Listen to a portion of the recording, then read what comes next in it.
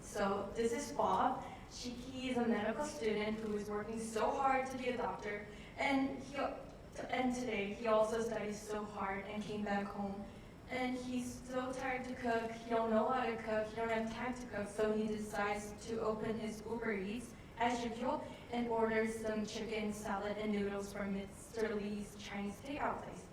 And after finishing the food, he realizes that he's left with all those kinds of plastic containers with sauces covers with them that are already attracting bugs. So he has to clean and wash the dishes. But as I said, he's so tired. And so he decides to leave a one-star review on Mr. Lee's Chinese restaurant. And meanwhile, Mr. Lee is confused by the one-star review he got from a millennial customer just for using too much plastic. And he's also confused by the new Canadian restriction on single-use plastic because he bought hundreds of plastic containers just ahead to prepare for the inflation. But now, due to the single-use plastic restriction, he can't use the containers that he already bought. These kind of complicated, frustrating problems can be solved by repack, takeout, waste free. Hi, my name is Jan. And who's Valeria? And my name is Rivka. Alright, so we're gonna start with the problem. I just want to know, how many of you guys ordered takeout in the last 2 weeks? Alright, so like a bunch of you. That's great. People order over in a day. There's like millions of takeouts that are being ordered. These orders contain easily filled packages of these type of containers. They will end up in your garbage sooner or later and then in a landfill. These are extremely bad for the environment since they contain PFAS. For those who don't know what they are a list of chemicals that are extremely dangerous for the environment and you guys. They can easily get into the land, water, and even air. For us humans, it can increase the risk of cancer, liver damage, and even asthma. These containers are not only bothersome for us, but also for the restaurant owners. They think that buying them is really expensive, and considering they're only going to be used most of them are only going to be used once. This looks bad on them, and they miss opportunities for people buying from them. This is where our company comes in place. So our solution to this problem is to work with restaurants in order to maximize the life cycle of food containers while minimizing their effect on the environment. So our first step would be to provide the sustainable containers to the restaurants up front. Then these would be delivered to the customer, which will then be taken and collected after the consumer is done by our company and washed in a sanitary way to make sure that it is ready to be reused later on. And to explain in more details our containers will be made by polypropylene. And you might be wondering, isn't polypropylene also plastic? Isn't it a contradiction? However, polypropylene is kind of a plastic that doesn't release toxins and is also relatively has low carbon footprints, and it's also safe to human health. And another fact is that polypropylene is a material that the Canadian government suggested for a substitution for the single-use plastic restriction. Another benefit of the polypropylene is that it is heat resistant, so it is perfect for continued hot foods and also perfect for washing in high temperatures to keep hygiene. Next comes the application that we will be providing the consumers in order order to collect the packaging that they've used. So this application would present at the top a garden which would illustrate to the consumer the change that they have done through their association to our company and through providing us with the containers so that they can be reused and brought back to the restaurants to create less waste. At the bottom below the garden, we can also see some information that would be provided to the consumers about the restaurants that are in partnership with us, and this would show percentages of the restaurants and how they have done some changes, and for example, the amounts of trees that they've saved through the partnership with our company instead of using non-reusable packaging for their food containers. At the bottom, the second slide next to the home button, we can also see sort of a scanning area, and this is where the consumer would have their own QR code, which the pickup person would come and scan, which would then give the consumer points, which would be represented in the garden.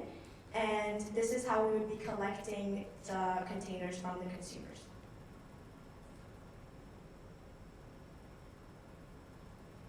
And we further conducted some research to find how many plastic were wasted due to takeouts and why the small restaurants need our service. According to Environmental Defense, more than 1 million tons of plastic waste it costs, and due to Rockman, an assistant professor at the University of Toronto, she believes that most comes from takeout. And also we found a research of an interview with small restaurant owners, Connor Jarvin, who is owner of Stugo, and he said the cheapest, most durable, and cost-effective option, and that's the black plastic. It shows that small restaurant owners use single-use plastics because they're cheap, and this is why they need our service to get support by us by providing containers to them.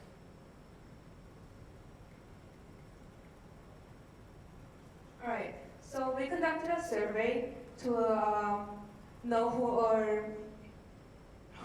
our target audience would be, and people from the ages 16 to 20 answered they order takeout 2 to 10 times a month, which is like 54.7 other people we asked. Some other people said that it is an inconvenience having to wash the containers before putting it in the garbage, and the others said that the takeout plastic is just too much. And those statistics from before help us illustrate how the effect of these non-reusable plastics on the consumer, and perhaps how consumers would be more willing to partner up with us and to help us in reusing containers. And so, since our main sort of target would be the restaurants, these are some pricing plans that we would offer them in order for them to have our service. So for restaurants that want a standard subscription and want to have 0 to 500 containers a month, they would have to be paying us $250 for our service. For the premium subscription, where they would want 500 to 1,500 containers a month, they would have to pay a maximum of $400 a month. And for any restaurants that want to partner up with us and to have over 1,500 containers a month, they would have to meet with us in order to create a plan to accommodate their needs more better. And some of these calculations that go into this is the labor cost, so the pickup cost and the cleaning cost, as well as the renting of the cleaning facilities. And in order to surpass these costs and to start making profit, we would have to partner up with restaurants that have 2 standard subscriptions and 3 restaurants at premium subscriptions.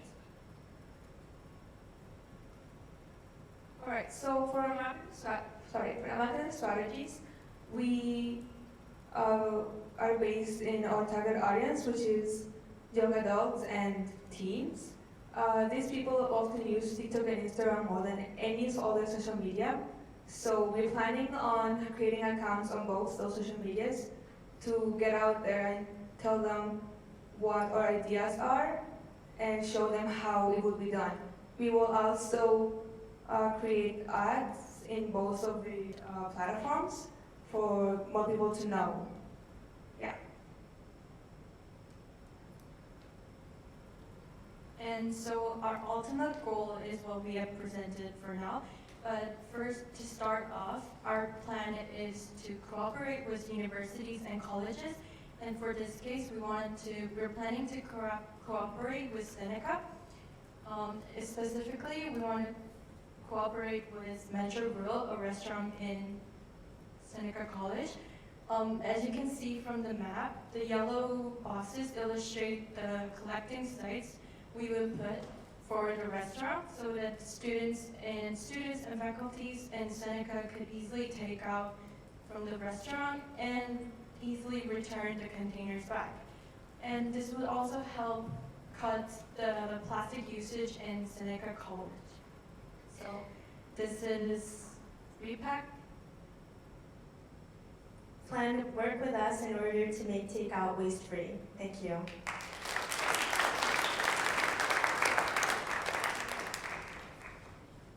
Great presentation, and I was curious who made the graphics for the first one. You did? You guys did? It was awesome. I really liked it. I think I just wanted to give feedback on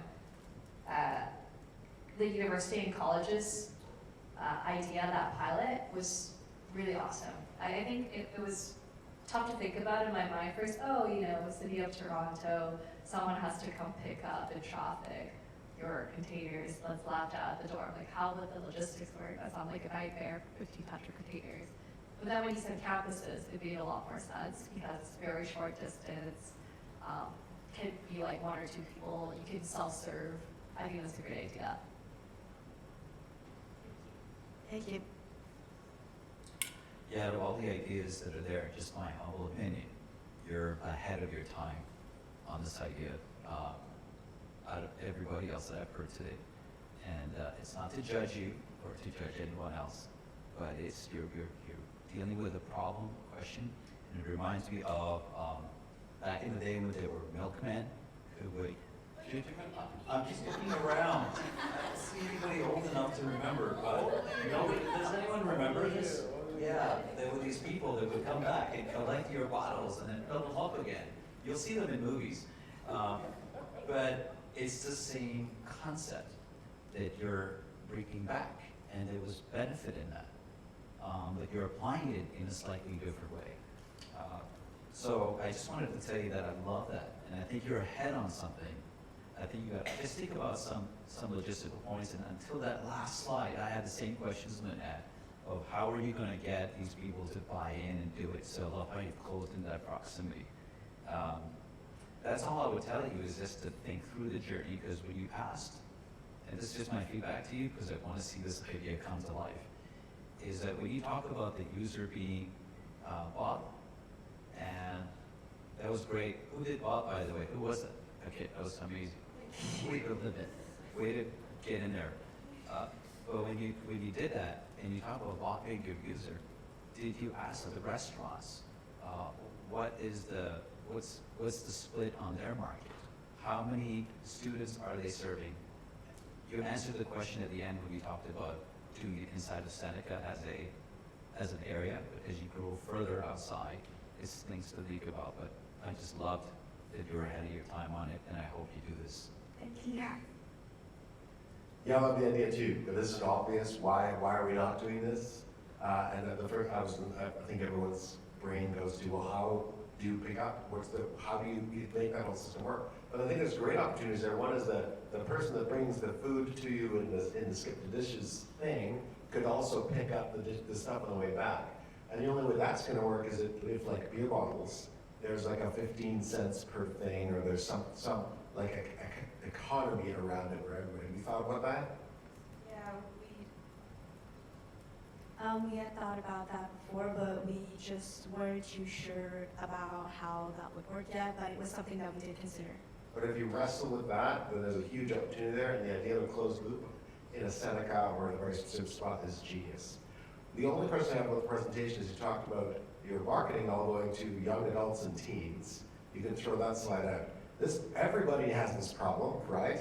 And the reality is the real market is the restaurants. Because if you get the restaurants on board with this idea, then everyone else will continue following along, right? Oh, like collecting beer bottles, I can get $1 back and save the environment if I collect everything, put them in a special place and put them all back with my skip the dishes guy. This is a great idea. Well done. Thank you.